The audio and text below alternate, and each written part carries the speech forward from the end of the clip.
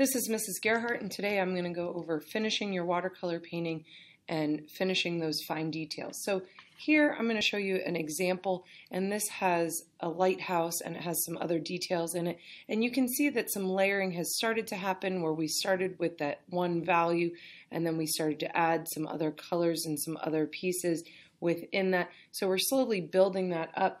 But in this example, you can see how it's taken one step further, a little bit less water with each color and color mixture that we've added, and going all the way down to the small, tiny details and slowly getting darker throughout the whole painting. So we start to move from a medium brush all the way down to a fine brush, and notice how there are some areas that have not been touched again, but that we've gone into some areas and really darkened up some of those spaces, starting to get some of the shadows and some other pieces within. Here is another example of a finished piece where you're not only seeing some of those really light areas within the piece, but then you're seeing that second layer where we're getting some of those medium values, and then last getting some of those small details as well as some of the darkest values in the picture. So here you can see the example that I've been working on. I have that overall first layer. Now I need to go back and continue.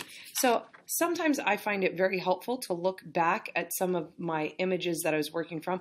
I like some of the coloring in this one, and then I can see some of the value changes in the foreground here. And this bottom image that has the fish, I can see some of the areas in the water where we see like the blue, the purple, and the black all coming together. So I'm going to work with my medium brush, and I'm going to start to work back into my water. And notice how I'm working horizontal because it's a horizontal reflection in the water that we see from the sun coming off of some of those mountains. I can slowly add a little bit more onto my brush so I can start to darken those values. Now I'm going to go back. I had mixed some blue and purple together as well.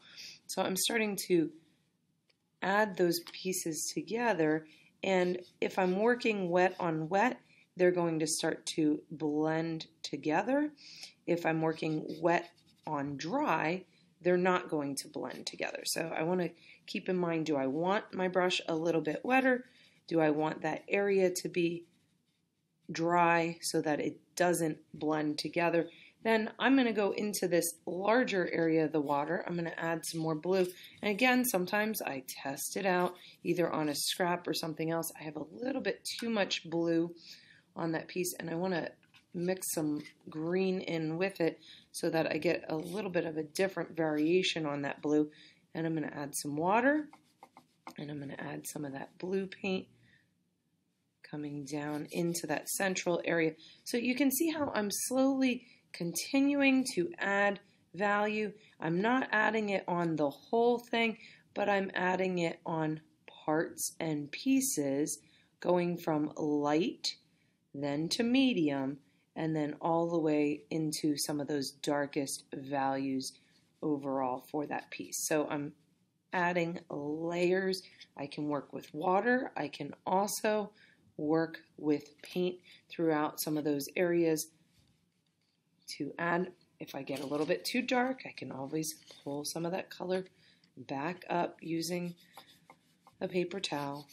Again, slowly making variations, starting to blend some of those pieces together, going back again into some of my areas on the boat, and I'm going to really darken some areas, get those variations throughout the whole piece. I'm going to add a little bit of black onto my brush here so that I can get a shadow on the inside edge of that boat as well.